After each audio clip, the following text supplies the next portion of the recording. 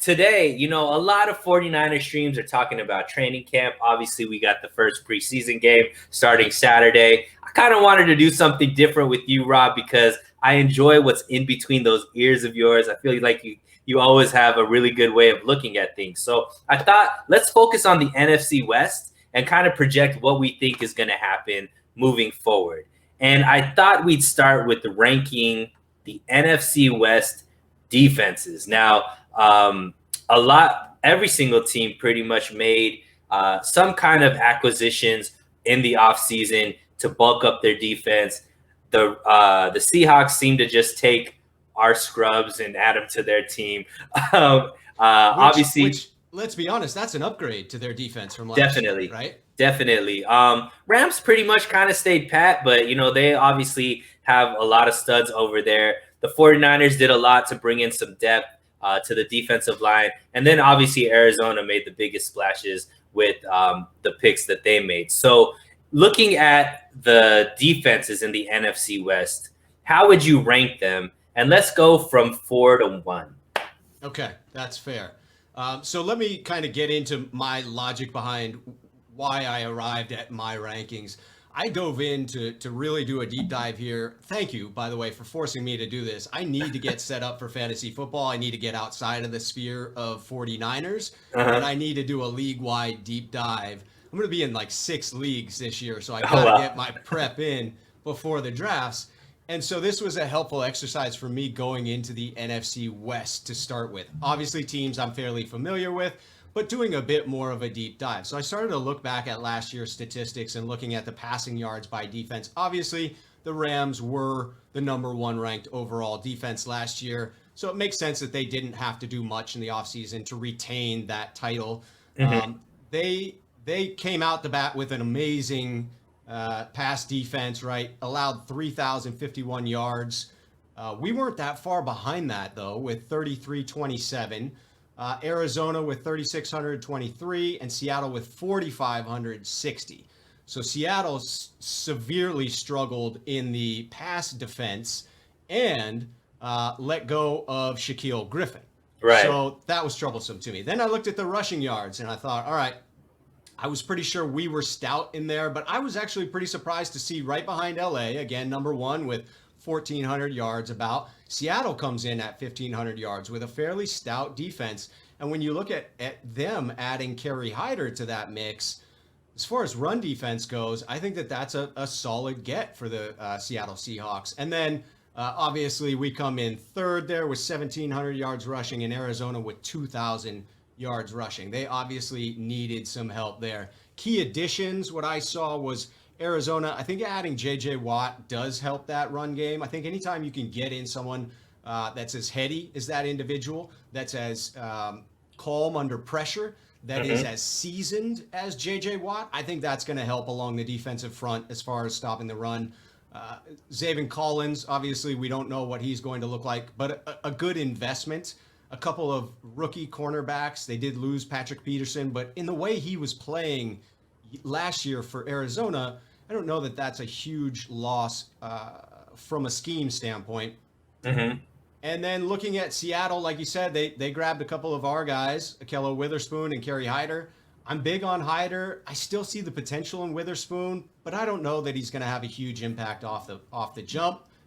And then for us, obviously we lost Sherm, we lost Witherspoon, we lost Hyder, but we got back a lot of healthy players. I think that's the big storyline for our defense, is just getting those bodies back. I also think Samson Ebukam was a fantastic add. I expect him to have a very significant role, depending on how many snaps we get out of D Ford. And the D-line depth, man, talk about some key additions. That's just going to be wave after wave after wave of guys that are really solid along that line. So I'm excited to see that. And in LA, like you said, they didn't do all that much, but to stay pat is okay when you're the number 1 overall defense. They did lose a couple of key members to the secondary, but in my mind, when you have an elite D-line and 1 shutdown corner, you're pretty well set. You can scheme around that to cover the rest of the people on the field. Only against someone like the 49ers where you have a number one receiving threat as a tight end? Do you really see some schematic issues? Yeah, totally. So, all that said, where does that leave us? I mean, to me, the team that struggled last year that didn't seem to do enough is Seattle. I feel like Seattle, the pass defense was bad last year. The loss of Griffin, it could actually, the pass defense was bad last year. With the loss of Griffin, it could actually be worse. I don't expect the same level of production from Kerry Hyder as he did last year for the 49ers. I think that was a schematic fit for him. I think he's a very solid player, but I could see a bit of a regression to the norm there. We've seen it happen before, right? He's left the team before, didn't make a lot of noise, came back to the 49ers, obviously had a great season last year, and now, has been able to go out and get paid by Seattle. I think Kusrik does a lot to get the best out of him. So didn't mean to cut you off, but continue. No, not at all. I was going on way too long there. I needed some feedback there. So that's Seattle for me at number 4. And let me preface this also, backtrack a little bit and say that this entire division, in my mind, is a neck and neck race. I mean, it is the tightest division in the league, in my mind, and also the most talented. I think that you could make an argument for the AFC West, obviously. You can make an argument for the AFC North. But certainly in those two divisions, it's not as tight together. The fourth team isn't as good as the fourth team in the NFC West, in my mind. And then once you get Seattle in there, just a step above them, I have Arizona.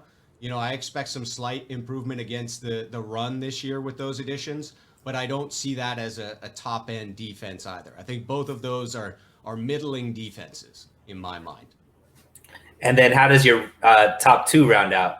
Top 2, you would think number 1 would be San Francisco because I'm a homer through and through, but they're my number 2.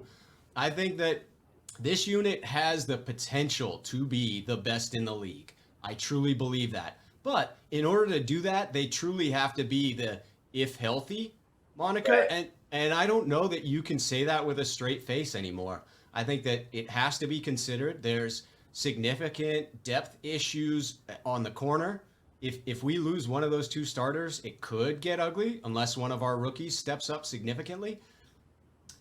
I think that they have the potential to be the number 1, but I got to give it to the number 1 overall last year. I got to give it to LA. I want to pick San Francisco, but the edge goes to the defending champs in LA and Aaron Donald and Ramsey on the edge. Got you. And Kid Lowe jumping in. Love hearing what Rob has to say. He's very intelligent. Kid Lowe, that's exactly why I brought him on the show. So I think you make very, very good arguments. And I would say, 4 and 3, I would put exactly there. Now, let me give you my reasoning for why I believe the 49ers can actually jump the Rams. Sell me. So one thing that is the biggest change is we have a brand new defensive coordinator, and his name is DeMeco Ryans. And he has already come out and said that his philosophy is more of an aggressive philosophy than, what Robert Saleh has played. I think we're going to see more of what Robert Saleh kind of transitioned to at the end of the season, but he was kind of doing it due to injuries versus that's kind of like the style of football he wants to play. What I mean by that is press man, like more man coverage, press man coverage, and then more aggressive with the blitzes. So I believe already that's going to, just the scheme itself is going to give more pressure to the offenses that they play, and that's going to cause more turnovers, which is one thing the 49ers defense wasn't very good at last season. All right. Number 2, one of the reasons why our defensive numbers dropped in the running game isn't necessarily because of the running backs. It's because of mobile quarterbacks, right? So we would get gashed by mobile quarterbacks, and some of that had to do with just scheme issues with people not sticking to their gaps, but also some of that had to do that with not being able to have that much speed on the edge last season. that could contain quarterbacks like a Russell Wilson, like a Kyler Murray. So now we have guys like Samson Ebukam. If D Ford is able to come back, which is somebody that we didn't expect to have this season, that's some more speed. Nick Bosa is supposed to be back, even though we haven't seen him at full capacity in training camp. He's coming along and should be ready for the season, if not at the beginning, definitely, as the season goes on. And I also believe the depth inside is going to cause a ruckus for whomever the offensive line is. The last time we've had this type of depth was 2019. And that obviously was a Super Bowl year for us as far as making it to the Super Bowl. Obviously, we had a DeForest Buckner back then, which is a huge loss that we don't have right now. But Javon Kinlaw is in his second season now. This is where usually defensive linemen start to, ascend. So second, third year. We also got a lot of guys that are motivated on one-year deals, like Maurice Hurst. We have Kentavious Street, who's been doing an amazing job in training camp. And then we also got Eric Armstead, who now is going to be able to move back inside because of Bosa and a D Ford. And now we have Samson Ebukam as well, and Arden Key if we need him there.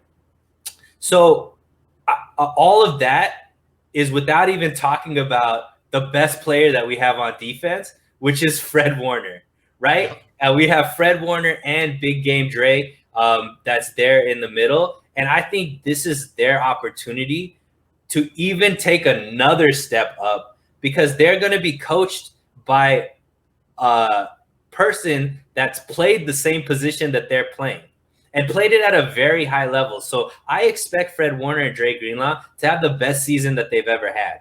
Now, you brought up the cornerback depth, and I think this is just more kind of just like, we have to say this because all of our depth are rookies. But if you look at who the rookies are and how they played in college and what they're even doing through training camp, these guys look like ballers. A guy like Ambry Thomas, who I'm his biggest cheerleader, I believe he can, if given the opportunity, can even push Mosley for that starting spot, right? And we brought back K1, who is one of the best slot corners that is in the game, out in the game. And we also have a guy like Jimmy Ward, who can play corner if we need to at a very high clip. So for me, I'm really excited about this defense because of the interchangeable pieces that we have. I think we've upgraded majorly on talent, like you said, by bringing guys back. But also in the draft, I think we really brought in some pieces that can really help the secondary.